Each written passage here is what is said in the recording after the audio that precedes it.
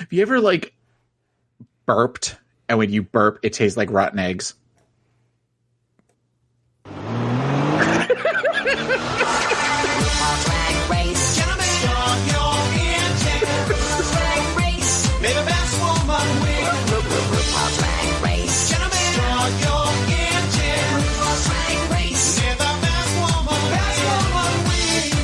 Welcome to the RuPaul's Drag Race Recap Show for Season 5, Episode 3, titled Draggle Rock. My name is Joe Betance, and I am joined, as always, by one childish co-host. From the podcast pod is my co-pilot. Please say... I don't get cute, I get drop-dead gorgeous. To Taylor, the Latte Boy. Hello, Taylor, the Latte Boy. How are you? Now, what were you saying? I'm sorry. Nothing. I'm just saying how excited I am to talk about episode 3 of season 5. Draggle Rock. Well, you know, you were saying earlier, I don't know if this will make it to the air or not, that you've been up since 4 a.m, right? And, yes.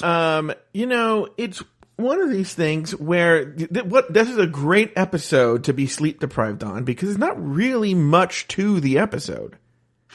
I agree and disagree with you all at the same time because it is a relatively quick episode. However, I noticed and wrote down this episode, I think, is a pivotal moment in the show's history because there are a lot of origins of things that are talked about in later seasons in this one specific episode. Interesting. I'm very curious to hear what those. I'm sure you'll tell me along the week. I don't know what you're talking about. I was writing the script going like, there's not much to this episode. Now, Taylor, I want to talk about a few things. Now, once again, I've said this many times before. I'll say it again. We are recording this in October of 2019.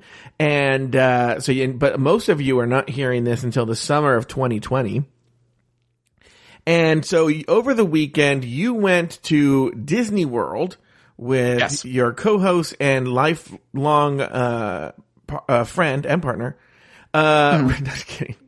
You're married, but with your lifelong friend, Rodan. Yes. And his husband. It was the husbands went out. You and Babalu went out. Yes. And Rodan and his husband, Swampaloo. They went out. Do you know what his husband's name is on the show? Yeah. I do know it. It's I almost said Gavin. Gambit. Yes, Gambit. And Rodan and Gambit aren't their real names. Everyone on Taylor's show, everyone except Taylor. Taylor uses his real name, Taylor, Latte Boy, but everyone else uses a fake name, and so those aren't their real names. But Taylor and Babalu, they use their real names because they're not afraid. But y'all went to Disney World this weekend, right? And I don't know. You and I have not spoken. Okay. No, we haven't spoken. And so I don't know your hot take on, Star Wars Galaxy's Edge just premiered at Disney World, just opened to the people. Opened about a month and change ago. Yeah, about a month and change ago. And so now, Taylor the Latte Boy, you are going to tell us all about that. Well, let's see. I would give it a solid A. Oh, really? As far as the world goes. And for a couple of reasons. One, it is super immersive. I don't know what the one is like in Disneyland, but the way they have it set up at Disney World, it's at Hollywood Studios, and you kind of turn a corner in this the area that is over by where Muppet Vision 3D is, and it's sort of like the old New York set. And as you go under this tunnel, as you come out, you're in this world that they have built up to where, with one brief exception, you can't see any of the rest of the park. So it just feels like they have it set up, especially with forced perspective and things like that. You feel like you're on a different planet, and you feel very much like you are in the Star Wars world as far as the architecture they use and the sounds that they use. At one point, they have things where it sounds like ships are going overhead. And it's funny watching everybody look up and expecting to see a ship at some point. Okay. And it was great. It was really great.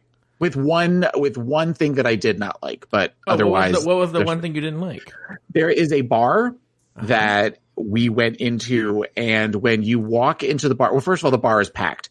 and we had to have a reservation to get into this bar. And you don't get a reservation to a seat. You get a reservation to an area that you stand in, and then the servers come over to you and bring you drinks, but you have to stay there if you want to get a drink. And if a table opens up, you can't go sit at the table. You have to stay where you are. And it's super, super loud. Now, that being said, when you walk in, it feels like you're in Mos Eisley in Star Wars. So you definitely get that feeling of where I was like, wow, I was completely blown away by that. Was there a character like B. Arthur who came out and sang a song? About everybody has to go home. That they have to leave. No. The folks that work there, I am going to assume that the folks that work there, they were going for a particular size of cast member that works in that area, because everybody was sort of short and stout. Which I thought was very odd, but then I'm like, well, maybe they were going for that's the residents of this planet. That's where they're supposed to be. Now, I have a question for you, because on your social media, particularly your Instagram, you had a picture of yourself, your husband, Babalu, your lifelong friend, Rodan, and his husband, Gambit, and you wrote, best day ever. Okay. And then I responded with just simply a picture from your wedding day. Yes. And people were amused, but you wrote nothing. And I was one of them. Oh, you were? I was one of the 11 people that liked it. Okay. Oh. And I did laugh as soon as I saw it and announced it to the other 3 people that one, you're an asshole, and 2, why you're an asshole. Now, did you buy anything while you were there? Yes, I did. I bought. Before you say anything, did you spend more than $100? Oh, yes. Oh, really? Yes. On this one particular thing. Oh, please. I hope it wasn't a lightsaber. No, it's even worse. Oh, what was I built a droid. And what does that entail? It's like a Build-A-Bear? It's kind of like a Build-A-Bear. Yes. Do you want to see it? Yeah. Okay, hold on. Great for an audio medium. Yeah, but it's okay. Look, I can vamp. So everyone should know Taylor's going to get this droid. While he's not listening, this guy was judging me last week on my post. Oh, here he comes back. He came back. Oh my God. It should have cost $5. I don't know why he's doing this. Oh, it looks like something you'd get at Target. Okay, here he comes. Oh wow, Taylor, that looks amazing. Now, what can this droid do? Hold on, I'll tell you. Okay. So it's like a remote control car kind of thing. But he can tilt his head and he talks. You can buy accessories for him, and the accessories will we didn't buy the accessories, but Babalu or Rodan and Gambit did, and they have things like his little jetpacks that make noise and stuff. And let me see if I can get him turned on. Well, not get him turned on. That's weird, but yeah. What do you do to get him turned on? Oh, wow. Oh, everyone, it's like moving like really R2-D2 moves. Yep. That's very impressive. Of what? Yeah. Do something else with it. Well, I did everything I could. Do one more thing with it. Do one more thing? Yeah, point the camera at it. Yeah. Perfect. I want to see you doing. Okay, do something else. Son of a bitch. What are you trying to do? I was trying to take a screenshot of, guys, he looks so nerdy right now. I completely, okay. And I'm going to announce this. I'm going to talk about this, obviously, on Pod as my co-pilot. So, because Taffy didn't go, my other co-host, so she wants to hear all of the stories. But anybody aren't you lucky that only like a few people are hearing it right now, and the majority, so you're lucky. You can talk all about it because no one's really here till next summer. Right. So anybody who knows me knows that I am a Star Wars complete nerd. So the fact that you were playing music in a couple seconds ago, you suck, because I know that you do that to Evan with the Jurassic World theme. Music from Empire Strikes Back, like, cuts me to the quick. Did you know what song that was? Yeah. What was it? Which song was it? Yeah, what was I playing right now? That's not Leia's theme. Is that Leia's theme? Nope. It wasn't Yoda's theme. It was Yoda's theme. It was Yoda's theme. Okay.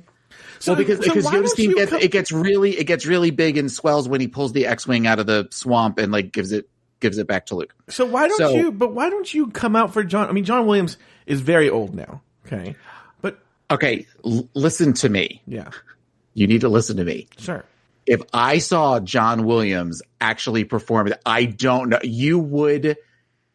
I see it every year. Our relationship would go to a different level because you would have to hold me while I openly wept. Oh, really? Oh God, yeah. No, that the Leia's theme is my favorite, other than just like the main theme of Star Wars. Yeah. But that I would love to do that. And if Labor Day, every Labor Day. Is it every Labor Day? Every Labor Day weekend. Okay. All right. Now I will tell you, like he's now. When I first started watching him, he'd do the whole show. Now he does the second half. Right. You've told me that before, and you've said the thing about the lightsabers where people hold up the lightsabers. Oh, and like even that is okay. So weeping, yeah. Okay, so Star Wars. Star Wars is my jam. Star Wars is I love everything about Star Wars. Okay, so there is a part that Rodan, who had ridden the ride earlier in the week, had not told me about in this ride when you are getting on the ride. Mm-hmm. When Which it is ride pretty is much this? The Millennium Smuggler's Run, Millennium Falcon Smuggler's Run. Okay. So there is a moment where you're in this one waiting area and you're talking to there's the one animatronic that's explaining to you what you're going to be doing, and pretty much you're going to be flying the Millennium Falcon, which means you're going to be going on the Millennium Falcon. Oh, and there's 4 of you, so that you guys all there's 6 people. Technically, yes, there were the 4 of us. We all wrote it together, and then both times we wrote it with 2 other people. Yeah. You can either be 2 of you are pilots, 2 of you are gunners, and 2 of you are engineers. Mm-hmm. Okay, so at one point they kind of assign you who you're going to be, and then these doors open and you walk onto the Millennium Falcon. And as soon as I saw the round hallway, the kind of the corridor that goes around the side, I started to cry. You cried. I cried. I teared up. I didn't wasn't hysterical, but I mean, because it looks like you are on the movie set. And it was just this, what we said is thank God they don't play the music as you're walking on, because then that would have been it. You couldn't have gotten the gun farther into the back of my throat because I would have completely lost it. So, so Rodan was very much of where he was like, I knew you were going to have this reaction. And they have it's set up like you're in the Millennium Falcon. So then eventually they have you go to the cockpit. So we all jumped into the cockpit, and I was one of the 2 pilots with Babalu. Mm-hmm. And then I happened to be on the side where at one point there's a voiceover that kind of is talking to you the whole time. And as lights flash on the control panel, you're supposed to hit the button and then things happen. So, and they keep a score the whole time. So every time you go on, sometimes you do better than others. And depending on how you actually drive the ship, how you fly the ship is how the ship actually moves in the ride. So it's very interactive. So at one point he says, right pilot, put the Falcon into hyperdrive. And I got to do the thing where you pull the lever back and then everything. And I was so excited. I yelled, and it was just this great. I understand I'm not actually on the Millennium Falcon. Mm-hmm. I get that. But for a second, I was 9 years old again, and it was fucking awesome. So it was very cool. And then I went and spent an obscene amount of money on a droid afterwards. This week, Lil Pound Cake makes her TV premiere. The girls perform in a kids show challenge. Coco doesn't know her lines. Alaska dresses in boy drag. Lanesha Spark serves literal translations. Tasha Salad makes her debut, and Coco and Alyssa face off in round 1 of their epic feud. Detox is named the winner of the challenge, while Coco Montrese and Monica Beverly Hills are placed in the bottom 2. After a lip-sync battle for their lives, Coco Montrese lives to see another day, while Monica Beverly Hills is asked to sashay away. Taylor the Latte Boy, name 2 things you liked about the episode and 1 thing you did not. I liked the challenge. This is an example of a challenge that some people really sank and some people really swam at. You were talking on another show of your 85 shows that I listened to, where you were talking about the scripted shows versus the shows where they have to create the scripts, where they're given the basic skeleton and they have to come up with the lines. Yeah. And this is an example of what you were trying to say. I think it was on Drag Race UK you were talking about this, that the scripted ones are the ones by the writers are horrible versus the ones by the contestants, the queens, are either really good or they're so bad they're good. Okay. Whereas the writers, they're very much, as you said, we know Rue likes dad jokes. Rue likes double entendres that just go right down the middle of the road. Whereas I feel like this allowed them to get a little bit more subversive. So I liked that. Something else I liked. I liked the idea of seeing how much Alaska was kind of ahead of her time with the boy drag thing. Mm-hmm. That at the time I remember being sort of annoyed with that, but seeing how far we've come as viewers of drag, I kind of was like, we're seeing this on other shows, people doing things like this and kind of playing around with gender. Mm-hmm. And the fact that Rue and the other judges weren't really all about it was interesting from a historian's perspective, as it were. Oh, you're a historian. Something I didn't like was I know that we're only in episode 3, but the whole Alyssa and Coco thing, while it is a huge part of the storyline, it kind of feels like they really could have resolved this in one episode. And I know going down the line, this is going to get dragged out. Yeah. And I'm not looking forward to that. What about you? What are your 2 things in one thing? Well, 2 things that I liked. I love seeing Lil Pound Cake. Mm-hmm. She was one of those things that the first time I watched this show, season 5, I was oblivious to it. So when they make reference to Lil Pound Cake, I'd be like, what are they talking about? I just didn't remember the challenge. It didn't strike me as super memorable. But now I've seen it several times since, seen it again. I was like, oh, this is so funny. This is so funny. Yeah. I actually wonder, I know Alaska goes out of her way to say, Lanesha Sparks, did it with me, but I wonder how much Lanesha really did have to do with this. Or was Alaska like, bitch, I'm doing this one? Well, the humor in it is full on Alaska. So, and that's kind of what makes the doll so iconic. Yeah. The other thing I liked, so let me see, what was the mini challenge? I felt like the mini challenge, I like Lil Pound Cake, that was my number 1 thing. The Maxi challenge, I don't know if I really was a big fan of it. I liked seeing RuPaul and Michelle direct the episode. Again, it reminds me of RuPaul doesn't do as much as she used to. And it's so much more fun when it's Michelle and Ru. Now it's just Michelle when she does it. And Ru does as little as possible, interacts as little as possible with the queens. And it harkens back to a time when she used to actually interact with the queens a lot more than she does now. The closest you get to that is when Michelle and Ross are co-directing, that sometimes they look like they're having fun, but it's not, you're right, it's not the same as when it's Michelle and Ru. Yeah. Well, because they've been friends for so long that they almost have an unspoken language between them. And then thing I didn't like, I really wasn't a big fan of the runway look, which you would think would be an easy one with Think Pink, but I thought that most of the looks were pretty just average. Not that they were bad, but average. I was like, and how do drag queens mess up a pink challenge? Well, as we can see, a couple of them messed it up pretty bad. Mm-hmm. I'm looking at my scores, and the majority of them are 3s. Oh, really? On a 1 to 5. A lot of them I just kind of was like 3, 3, 3, 3. Yeah. I don't have any 5s, and everybody was just sort of meh. Yeah.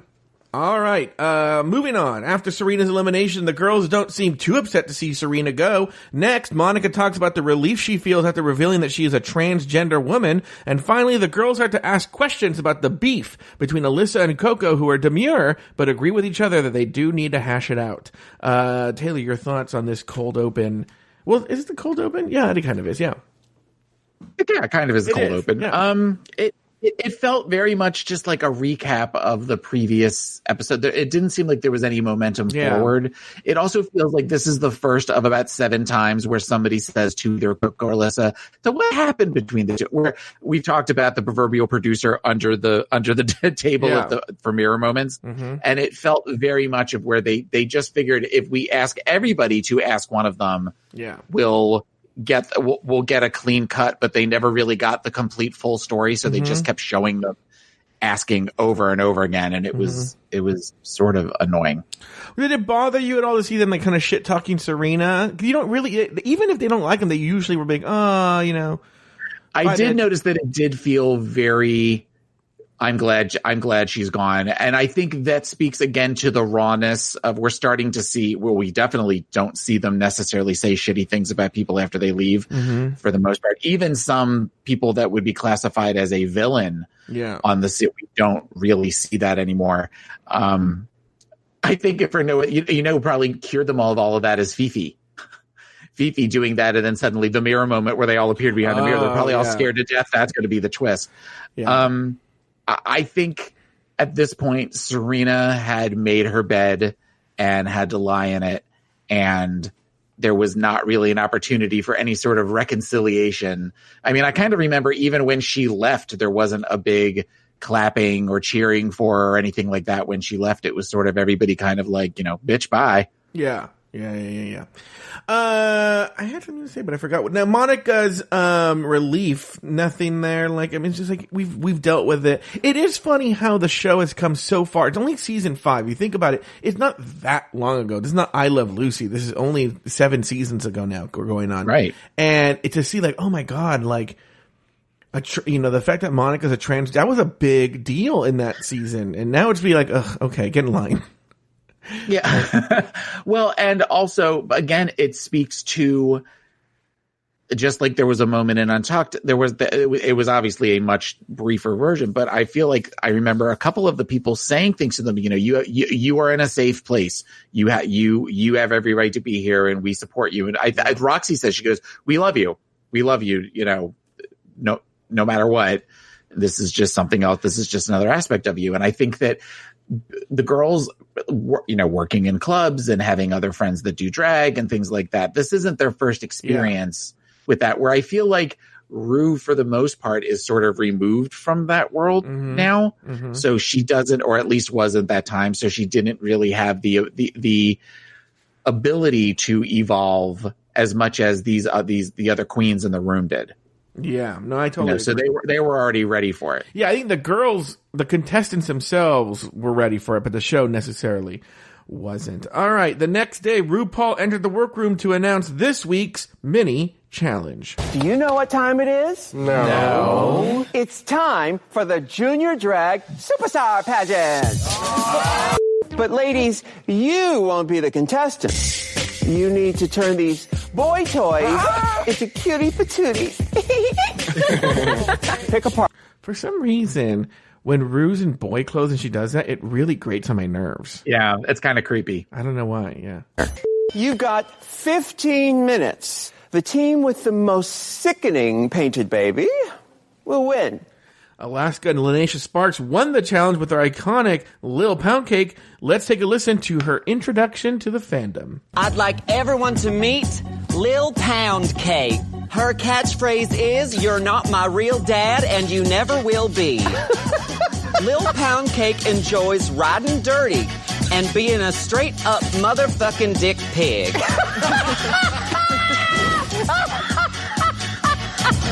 That's a real Rue laugh. You don't get those that often. No. I knocked it out of the park. Yeah. I mean, compared to the other ones, it was so above and beyond what everybody else did. Mm-hmm. I didn't write any notes about anything that anybody else did. But again, this is the origin of Little Pound Cake. So who we've seen mentioned in the past. And then during All Stars 2, Alaska came out as Little Pound Cake for her reveal and a reveal. Yeah. Could you name any of the other little dolls? No. I feel like there was one that was kind of funny, but I also knew, I remember the line, her catchphrase is, "You're not my real dad and you never will." Like that I remember that thinking that was a very clever thing for her, that being her catchphrase. I couldn't tell you what any of the other people did. Monica Beverly Hills and Coco worked together, and they had Patty Park Place. Okay. And that's where Coco made the shitty comment about Alyssa. Yeah. Alyssa and Honey Davenport had Savannah Lee. Okay. Yeah. Ivy Winters and Vivian Panay had Watermelon Honey, which makes no sense. Jinx Monsoon and Jay Jolie had Tina Lou Devereaux. And then I wrote down Detox and Roxy's weird. I don't think this is right, but Vaxeline and Roxo? That sounds, they kind of combined their names in a weird way. But I couldn't tell you anything about the dolls. I just wrote down the names. The only one I remember is Little Pound Cake. All right. So they won, and then next RuPaul announced this week's main challenge. Now for this week's main challenge, you'll be creating lovable, eccentric characters for your own hipster television shows. Your target audience is the young and the young at heart. So your program should be both entertaining and educational. You'll be working in 2 groups. Lanesha and Alaska. Since you won the mini challenge, you'll be team captains. All right, the teams were assigned as follows. First, Team Lanesha included Lanesha Sparks, Honey Davenport, Coco Montrese, Jinx Monsoon, Ivy Winters, and Jade Jolie. Team Alaska had, of course, Alaska. It had Detox, Roxy, Vivian Panay, Monica Beverly Hills, and Alyssa Edwards. Taylor, your thoughts? Well, we already discussed the mini challenge, but your thoughts on the main challenge, how the team, you like the main challenge and how the teams were divided. I think we were going to talk about the mini challenge here, but any other thoughts before I move on? I was surprised that Alyssa was picked last. I thought. Yeah, what do you think that was about? Well, okay, and I kind of feel like part of this is, though they were not obviously privy to the edit that we would get, I feel like this episode in particular, they're kind of painting Alyssa to be, if not the villain, sort of the bully. Mm-hmm. And which as we talk about the Alyssa Coco stuff, I have a lot of thoughts about that as we get a little bit further in. But I think that I'm assuming that at this point they'd already had a couple of challenges under their belt, and they've sort of seen what Alyssa's like, and maybe they just didn't want to have to deal with her. Well, I do think Alyssa, is high maintenance, and I think they've probably seen that, and they were like, I don't want to deal with that. But you're right. I'm looking at the list, like, look at Lanesha chose, because this is the order they did it too. She chose Honey, then Coco. Why Jinx wasn't snatched up first, I don't know. With Lanesha, but she did choose Jinx eventually. Then it was Ivy and Jade. And then, Alaska obviously went with Detox and Roxy first too. But then she went to Vivian and Monica Beverly Hills. But again, saving Alyssa for last. Yeah. Well, I mean, she was second to last, but I think that Lanesha knew not to put Coco and Alyssa on a team together. Yeah. They were all saying, don't pick Coco. Mm-hmm. It almost feels like when you look at the list, especially in the beginning, it's the one team, Alaska's team, is much stronger. Yeah. As far as just in personalities versus looks. Now let's talk about 2 things here. First of all, you said you have a list of like a bunch of firsts and in pivotal episode. Has any of that happened yet? Yeah. Oh, what? Little Pound Cake. Oh, Little Pound Cake. Yeah. Anything else? Okay. Not yet. Okay. Now another question. I know you don't like bullies. You have a particular aversion to bullies. Yeah. All right.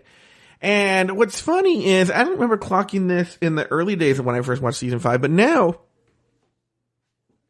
I wouldn't say that Alaska talks at the level of bullies yet, but they're definitely like mean girls. Oh, yeah. And you can see this forming. You can see that group forming. Okay, Go ahead. And how are you feeling about that now? Well, at this point, they haven't done anything to really offend me. And when I say bullies, they're kind of the mean girls, but it feels like, as we get later into the season, Roxy is going to be the one that really kind of becomes the head bully, particularly towards Jinx. And I'm very aware of that watching this now. And I want to kind of watch to see when that turn starts. And we haven't seen that turn yet. At this point, Roxy is still very, like I said earlier, she's the one that says to Monica, we all love you. Mm-hmm. She's very open and very, very warm. And she has been over the course of the previous 2 episodes. Mm-hmm. So I haven't gotten that bully vibe yet. If anything at this point, and it's this weird juxtaposition of bully and victim, the one I'm seeing bullying from is Coco. Really interesting. At least in this part where she keeps throwing out these little barbs at Alyssa. Mm-hmm. And it's very, it's super passive aggressive and it's super annoying. So but then later on in the episode, there's going to be a shift of where then I kind of become Team Coco instead of Team Alyssa. Yeah. At this point, it's very weird. The whole thing is just, it's a very weird dynamic.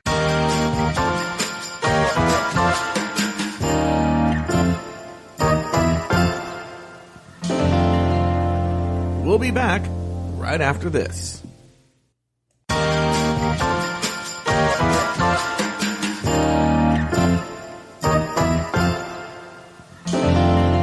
All right, very good. Let's talk. Okay, I do this often on these team challenges where I go from start to finish with each team. Okay. And we're going to start with Team Lanesha. In the workroom, Honey and Coco are cast as ventriloquist dolls, but Honey gets frustrated when Coco wanders off instead of rehearsing her lines. During the visit with RuPaul, the team doesn't seem to be giving good answers to RuPaul about how they're going to make the segment funny. During filming, Jade is flustered when Jinx says her magic word. Lanesha literally translate what Ivy is saying word for word, but adding no energy. And Coco forgets her lines and gives a lifeless performance as the ventriloquist dummy. The final product seemed to reflect this, and the judges panel gave no reaction after the filming was done. As a result, Team Lanesha was the losing team. Your thoughts on all things Team Lanesha, Taylor the Latte Boy? It was bad. It was really bad. The scene where where Coco and Honey are trying to figure out what they're going to do. Yeah. And she just kind of gets up and walks away and starts playing with her hair. It made me so mad. And again, it goes back to that, you're either a victim or a bully, pick one sort of thing, especially when we got to the scene where they were actually filming and she sort of did this weird, like literal lifeless doll. Yeah. And then when she would have to read her lines, it was this very sad, mumbly, like there was, I know that you know from ventriloquist dummies and you know that you want to try to make it feel like it's alive. And she just sort of was laying there like a Raggedy Ann doll. Yeah. It was really odd. And then also, what did you think of her excuse on the main stage that, cause she's used to being front and center? Well, but that just is proof that she's not very good because somebody who is truly talented can recognize that they can't be in the spotlight all the time. And sometimes the best place to be is in a supporting role, whereas one of the people, it might have been Michelle, said, you have an opportunity to steal the spotlight. Yeah, I was going to say, you could turn it into you are the starring role. Right. So, what is it? The roles aren't small. There's no such thing as a small role, just small actors or something. I don't know. I've never heard it. Okay. Well, she was acting like a very small person at that point. The only one that I thought Jinx was funny. Yeah. I didn't quite realize until this time what she was doing, where she was bouncing up and down and she was doing the jerking off with two motions, like where she was kind of like, she was simulating, jerking off two people at the same time. Yeah. I thought she was good. And I thought Ivy's energy was really good. Ivy was good. Ivy was giving it 110%. Ivy was not only giving it 110%, which makes Lanesha even worse because the way Ivy was acting was as like a straight man, so to speak, and which would have given Lanesha the opportunity to go wacky and crazy. Yeah. And Ivy is there to balance the wacky and crazy. Because she's sort of the straight man. Yeah. And I know that she was like trying to do that at the end where she was sort of like moving the whipped cream up and down and she was like, I need you to help me. And then it kind of sprayed in her face. But at that point, it almost felt too little too late. So not a strong showing from Team Lanesha. Yeah, because Jinx is funny, but everybody else on that panel looking at it right now is not known for being funny. Yeah. Lanesha, Honey, Coco, Ivy, and Jade. So Jinx really had a lot in front of her, Yeah. Where it's opposite on the other team.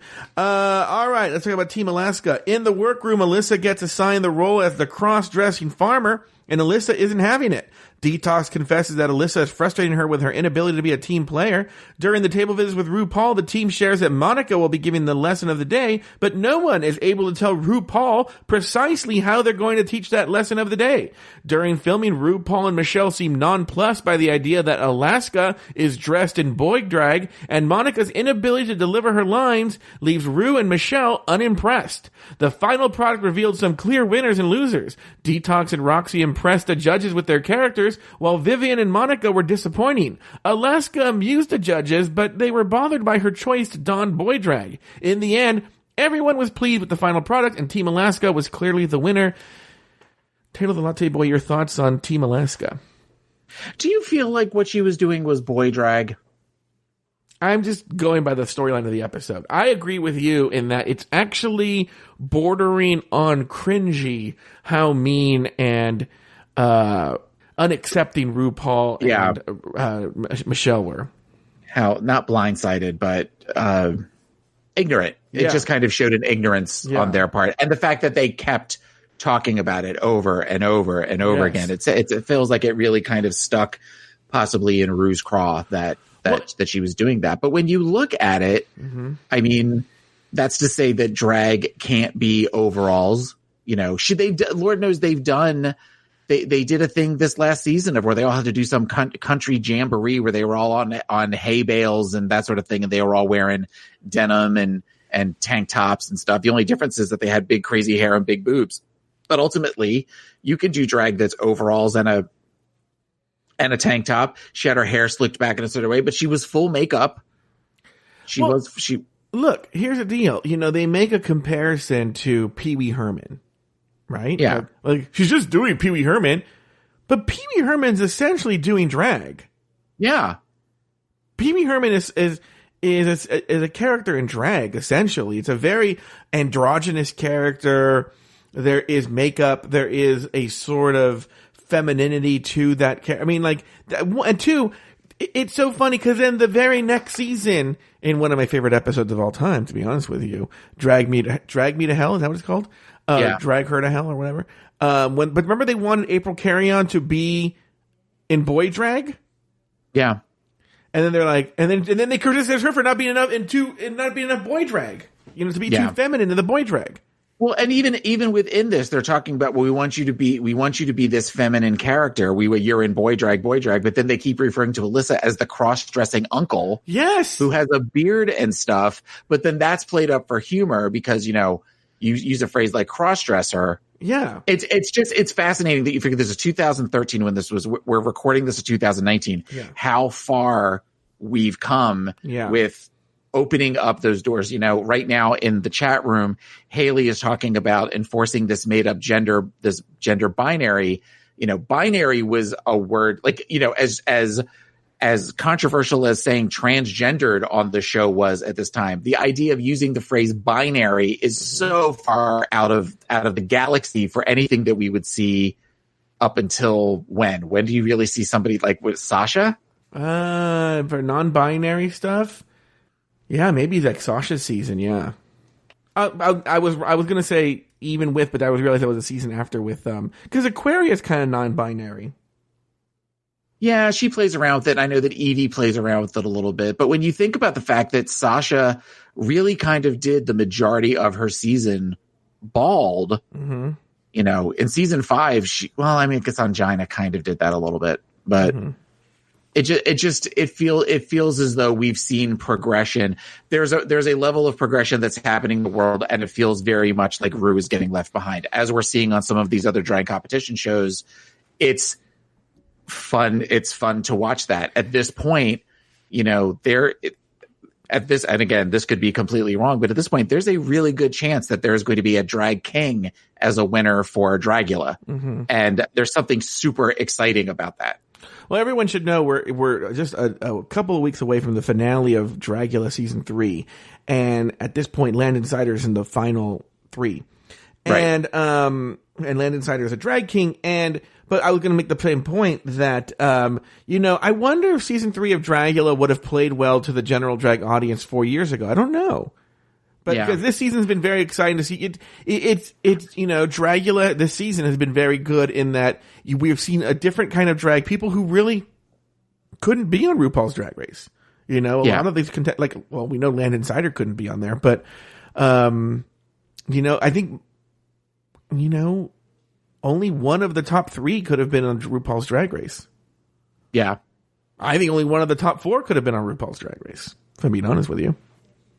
Yeah, I mean, I even think at this point, the other of the 3 could have possibly been in, but would have been one of the first ones to go.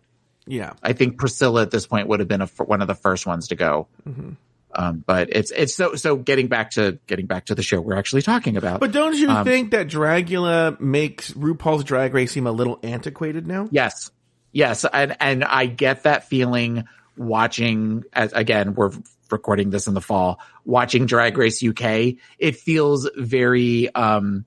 There's something very precious about it now that there wasn't before we started watching some of these other shows and seeing things that are a little bit more exciting, a little bit more on edge, a little bit more, something different. I mean, I'll even give, as much as we can't stand this Camp Wanakiki show, they have had people outside of the realm of just the very ultra feminine queens. Mm-hmm. They had a drag king, they had a trans drag performer. And in that regards, while I didn't necessarily think their drag was up to snuff, it was interesting to watch that. It was seeing something different. It was seeing something new.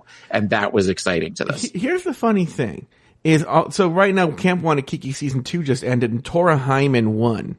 Okay. Mm-hmm. Which, by the way, anyone who watched the season knew Tora Hyman was going to win episode 1. Okay. Right. But I wouldn't call her a big girl, but she's a thick girl. Right. Yeah. Plus size. Huh? Plus size. And I don't think she could ever win RuPaul's Drag Race. Which sucks because she pretty much from episode 1, you're like, well, that's the only one that gave a thought about what she was going to bring. But, I don't know that she would go further than Priscilla Chambers, but she wouldn't make it to Snatch Game. No, she would not make it to Snatch Game. And I don't think it's because the contestants on RuPaul's Drag Race are any better. It's because it's the way RuPaul's Drag Race works. In fact, I was going to say, it's so funny in 2008 or 2009 when the show premiered, it seemed so cutting edge. And now it seems like the Werther's original of these drag competition shows, of which there are only 3, but yet I still feel it's... Well, no, because even on their own brand, I feel Drag Race Thailand is pushing the envelope a lot more than the flagship show. It's just the shows that have RuPaul in them. She pushes the envelope very slowly. Yeah, well, I feels very much like at this point, and it's probably not fair of me to say this, but Ru knows. She's got a steady income coming in. She's not going to do anything to rock the boat. She's not going to, she knows, we know Drag Race has probably only got another couple years in it before people really, especially with the amount of content they're throwing at us all the time, that fatigue. I mean, we talked about fatigue setting in at the end of last season. And that was when there was only 2 seasons, let alone, all of these other things that are going on.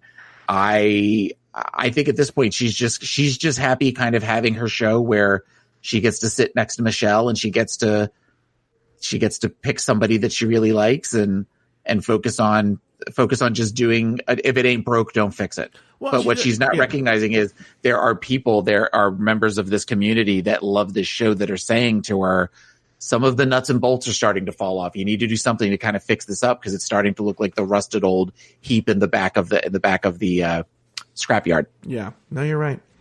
All right, it's Elimination Day and the girls are getting ready for the runway. Jinx's grandma was very supportive of baby Jinx, but the segment belonged to Coco and Alyssa, who had it out right in the workroom. Now, Taylor, I've actually pulled that fight. It's not very long. Once you take out all the confessionals and stuff, it's a minute and a half.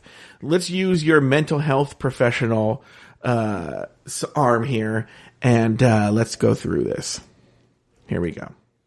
We competed at Miss Gay America together. Huh? They crowned her. I ended up having to take over the title. We haven't talked in 2 years. Coco, if you want to come talk to me, you can talk to me. But you don't have to read me over there, I'm not reading you. I'm not saying anything about you.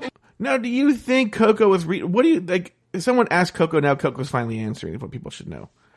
Yeah. Anything to say here? Well, okay. I'll talk about this now just because it speaks to, I don't know if did you watch Untucked? No, I did not watch Untucked. Okay. So they kind of go over this a little bit more, and Coco talks with her group about it. And while she's talking with her group, the tops and the bottoms of it, Alyssa's kind of talking with hers, and they kind of flash back and forth to the conversations that are happening.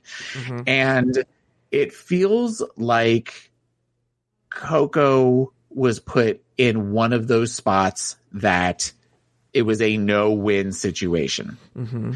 So Alyssa, though, can't seem to deal with the idea of losing this and can't seem to take responsibility. So it almost feels like Alyssa's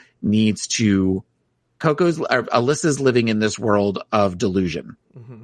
of where she was the wronged victim here. Mm-hmm. So, but when you have somebody who knows the real story, and I feel like Alyssa kind of knows the real story too on some level, yeah, who's getting ready to spill the tea to everybody else in the room, she's got to change the narrative. And she's got it where she's almost trying to gaslight the room. Mm-hmm.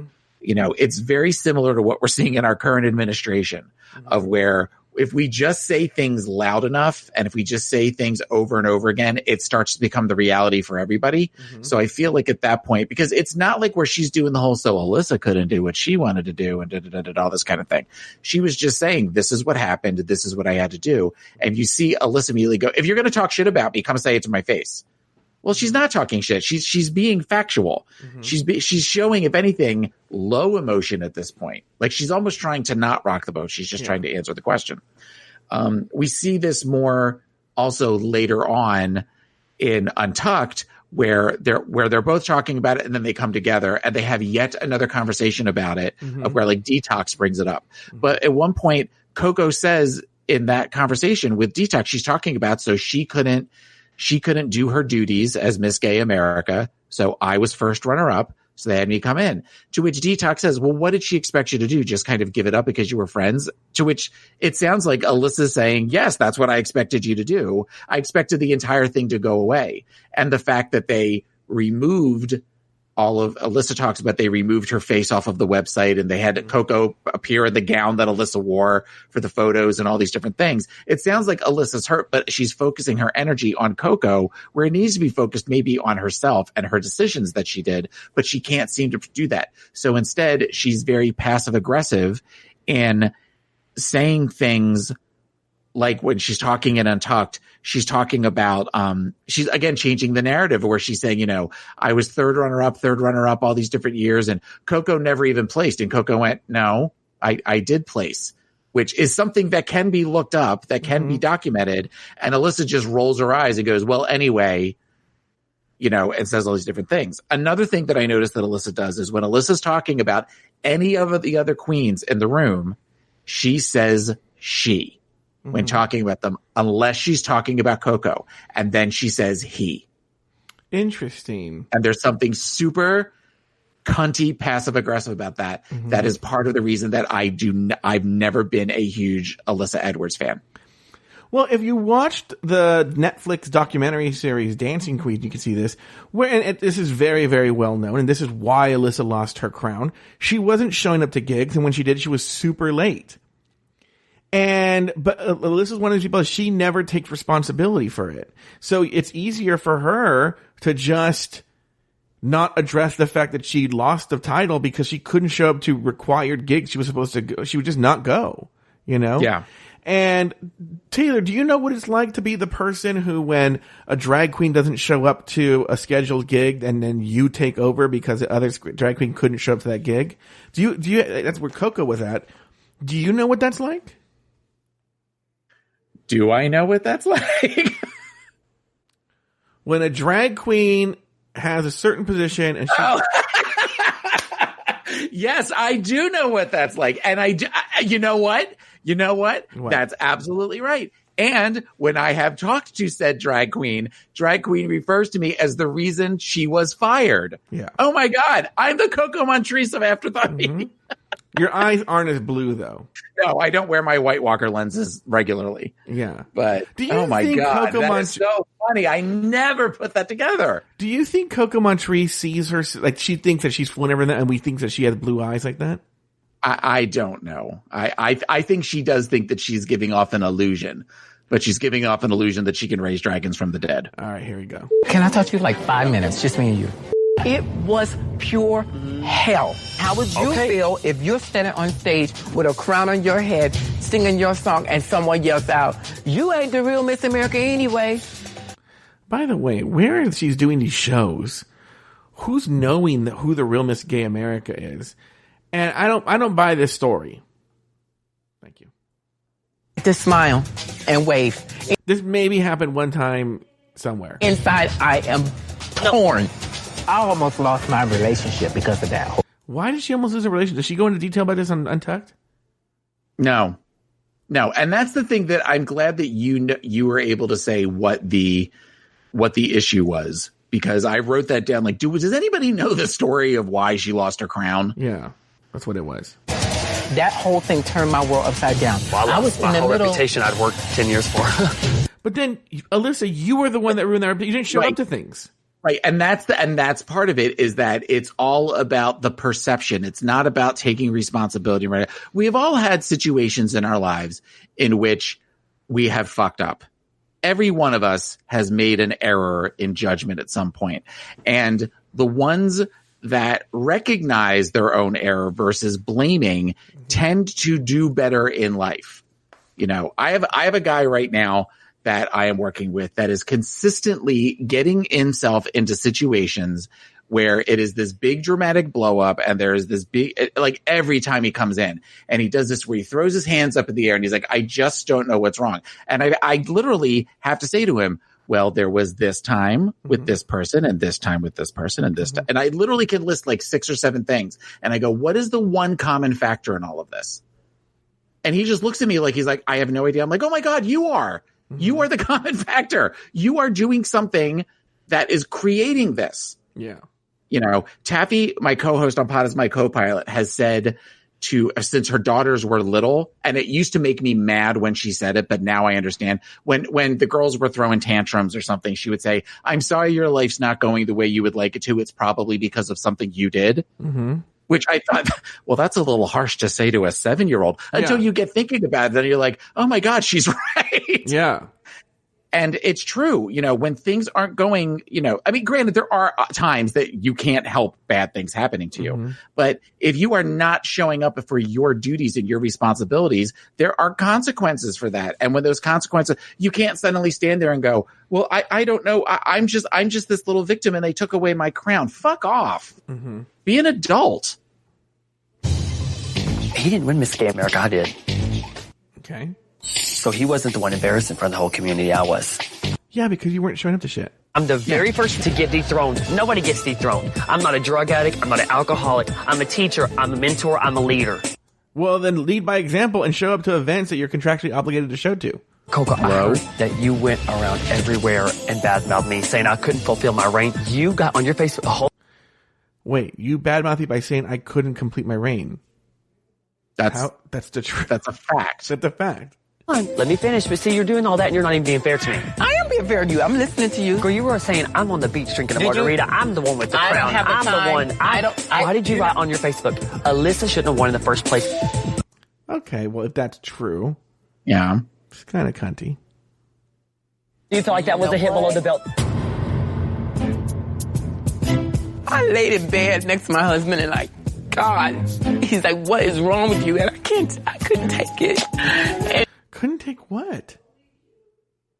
I guess people saying that she wasn't really the winner. But do they realize this isn't real Miss America? Like, there's probably 4 people who care? Well, okay, but you've got all these bitchy, cunty queens. This is like, what they do. If Barney UK writes something mean about me, I'm like, God, I'm quitting Afterthought Media.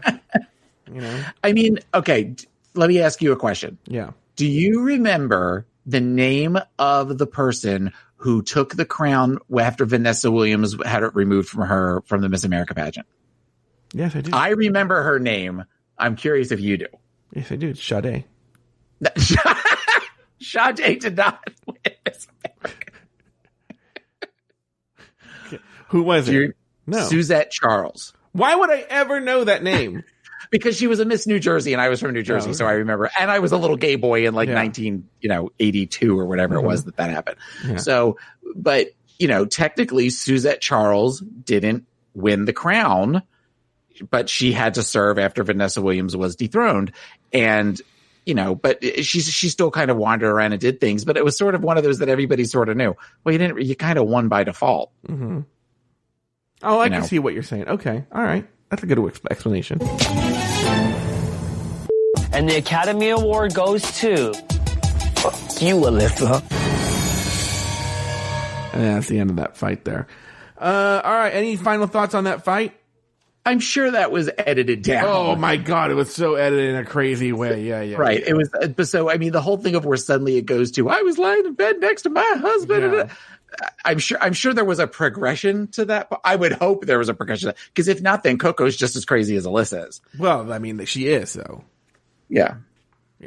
I mean, she's not crazy. No, not at all. Yeah. Oh, at all. No, but but Taylor, even in this episode, she says this. I'm getting my life on this bus. Celebrities waving back. Oh my gosh, it's like a dream come true. Yeah, so she is a crazy person as well. All right. No, they're both nuts. All right, now it's time for the looks. The category is Think Pink. Now, Taylor, you already said that you have some looks chosen already, and that only no 5s, right? Just 3s across the board. No, I have some 4s, a bunch of 3s, a couple of 2s, and 1. Oh, interesting. What do you tell us about those? Oh, are we losing you? I said looks. I said looks, and I was like, ugh. So, all right. So how about if I just tell you who my 4s are? Yeah, and I want to hear about the 1 as well. Okay. So my 4s, I have 4 4s. I have 4 4s and 1. Okay. So, of course, I couldn't tell you what some of these looks are off the top of my head, but I thought Vivian had a great look. Oh, I have 5 4s. Sorry. Roxy kind of had the flowy pink dress that kind of flared out the back. That was pretty. Yeah. Linacia, I thought looked really pretty. I loved Jinx Dangerous Liaisons type look that had all the yellow accents to it. Mm-hmm. And I thought Ivy looked great. Yeah. My 1 was Coco Montrese with her weird Shirley Temple Black holding the teddy bear. And it reminded me of the look she had on the first episode of All Stars 2. Yes, kind of that 30s style. Yeah. It's just sort of creepy because also the 30s weren't a really good time for African Americans. So it's just a very odd. It's a very odd. Whenever Coco does it, it looks very odd. I think because there is a very strong fashion sense for African Americans in the 30s, but it's a different kind of fashion sense. Yeah. But it's beautiful, like that Cotton Club era sort of jazz inspired look. And I think it's beautiful, but she's doing more like a soup. Not only is it not black, it's very Caucasian. It's almost like you're doing Caucasian drag. Like just like, it's like what Shirley Temple would wear. Yeah. And it looks very, very odd. It would look odd on anybody. It looks odd on anybody, even white people. Yeah. I'll be honest with you. I think it's hard for a white person to pull off. Yeah, anybody would have. It just was a real mess. Yeah. So, did you have a favorite look and a least favorite look? I couldn't tell you anything about one of these looks. I tried. I had to at least try. I figure I get one of each out of you. No, and you know what's so funny is I pulled the looks for you and then I didn't share it with you. I'm so sorry. That's okay. Well, okay. And I also want to go back to something else though. Yeah. This was the origin, also going way back to talking about the shoes of Hedda Lettuce, who shows back You mean Tasha Salad. Hedda Lettuce is an actual drag. Oh yeah, Hedda Lettuce is an actual drag queen. Tasha Salad. Mm-hmm. And this is also a oh god, there was a couple of other ones. Oh, this is also the origin of Sensational, which comes back in season 6. Yes. Okay. And there is also this, I think, is the first time that they use the phrase sitting on a secret. Oh, they did win. It's after the looks, some point after the looks. I do know that. I think it is during one of the, when it's Coco and Honey, when they're doing their actual skit, where at one point she talks about you're sitting on a secret. Yeah.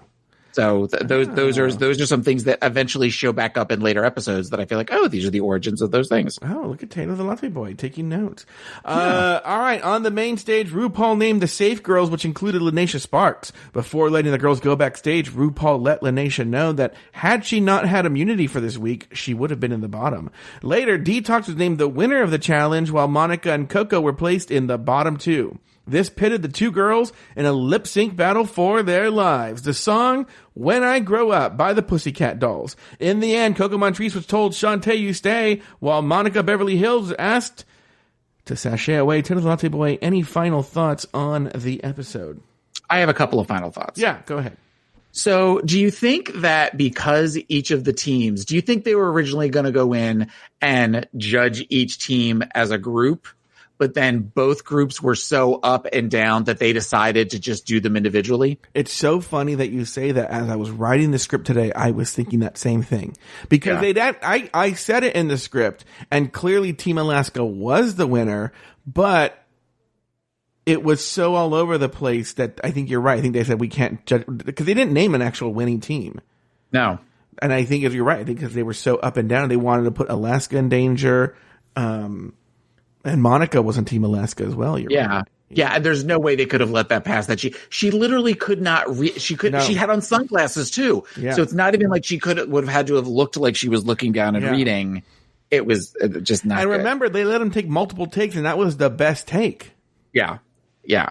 Another thing that the comment that Ru says to Lanesha saying, you're lucky you had immunity this week, speaks to why they need to bring immunity back. Because I feel like a statement like that hopefully would light a fire under somebody's ass, and you could see if they do have that quick descent like they did from one episode to the next, that it would hopefully give them something of where they would bring themselves back up. Because I feel like Lanesha's not around much longer, 1, maybe 2 episodes. Mm-hmm. So I would want to see I want to see immunity come back. I think it sets up good conflict between the girls as well when you've got somebody that can't be taken down. Yeah. So they have to work that much harder for her to lose immunity the next week. Yeah. And you get that little nugget of drama of Ru saying, you're lucky you had it, because if not, you would have been you up here. Similar to what we saw, the one real conflict that we had with, this season of Dragula, that it was the one time somebody had the immunity key. Oh, yeah. Uh-huh. So, and that was something that came back. Imagine if they had a whole season, or at least, the first 3 quarters of, I know they've done this on shows like Project Runway, and they've done it on Top Chef. And then it becomes where it even ups the stakes even more, where at one point that the host comes out and says, immunity is now off the table. Yeah. So even then the people that had been sort of immune the whole time, then they have to work just as hard as everybody else, if not harder, to fall faster. Let me see. The last thing that I had to say was the little edit, again, kind of speaks to my feeling that the narrative is about Alyssa being the villain.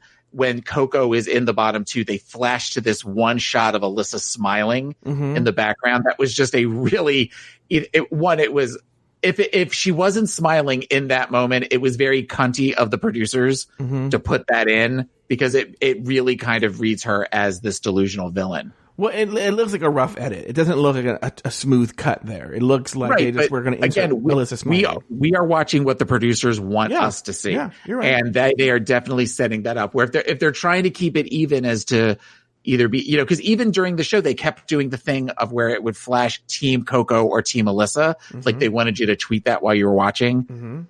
For them to flash that at the end felt very unfair. Wait, I didn't see. I have it on iTunes. Where did it flash Team Coco, Team Alyssa?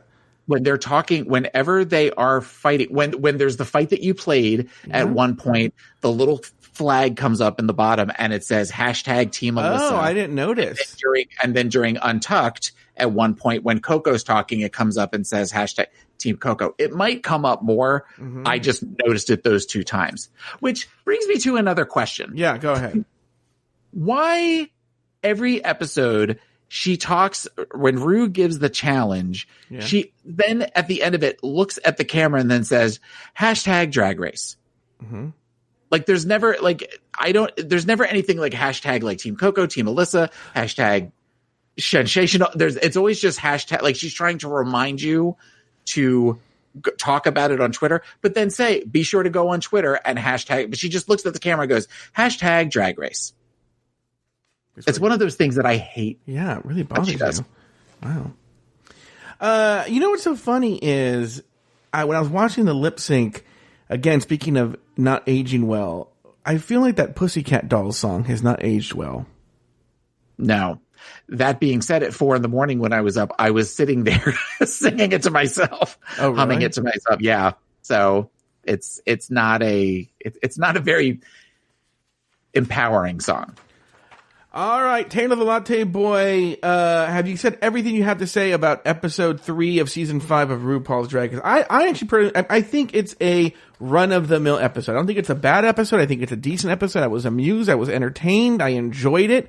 But there's really not much to really dig into here. We're going to get more into the Coco and Alyssa thing to exhaustion throughout the season. So what would you rate this on an A to F scale? B? Yeah, I'd give it a solid B, maybe even a B plus. No, it's not B plus for me, but it's definitely a B. Okay, it's definitely a B. It has a little of everything, but it doesn't excel. All right. Okay. All right. Well, for a whole conclusion here. What's wrong with me? All right. Well, that's going to do it for this week's episode of RuPaul's Drag Race Recap. Be sure to join us next week and every week as we continue to discuss, dissect, and deconstruct each episode of RuPaul's Drag Race Season 5. So, for Taylor the Latte Boy and myself, sashay away until next week. Thank you for listening to RuPaul's Drag Race Recap. Have something to say? Email us at dragracerecap@gmail.com. Follow us on Twitter and Instagram at Drag Race Recap. If you want access to more content, support us on Patreon at patreon.com/afterthoughtmedia. You can follow Taylor the Latte Boy on Twitter and Instagram at PIMCTaylor. You can follow Lori Roggenkamp on Instagram at PickleMyth. Follow Joe Betance on Twitter and Instagram at Joe Betance. Drag Race Recap is an Afterthought Media podcast. This podcast was made possible by the following exclusive tier Patreon supporters: AJ Norris, April Pacheco, Astute Girl, Brad Coley, Bree Weiss, Common Cool, Coco San Pedro, D-Man, Dean Barney UK, Devin McKay, Diana Sklans, Doofus Maximus, Haley Sklans, Humble Pie, J. Thomas Plank, Jeffrey Thunderbear, Jesse Harris, Jesse Lozano, Jimmy Kielbasa, John J., Jordan Darling, Katie Whitmire, Lauren Eckert, Luke Stamen, Melissa Payton, Nicholas Alexander Springham, Nikki Baker, Parker Elliott, Pedro SF, Rachel J., Robert NYC, Sandy Ramirez Ruiz, Scott Sorensen, Sir Met Smith, Travis Potter, Yaz Waz, and Eve Adams.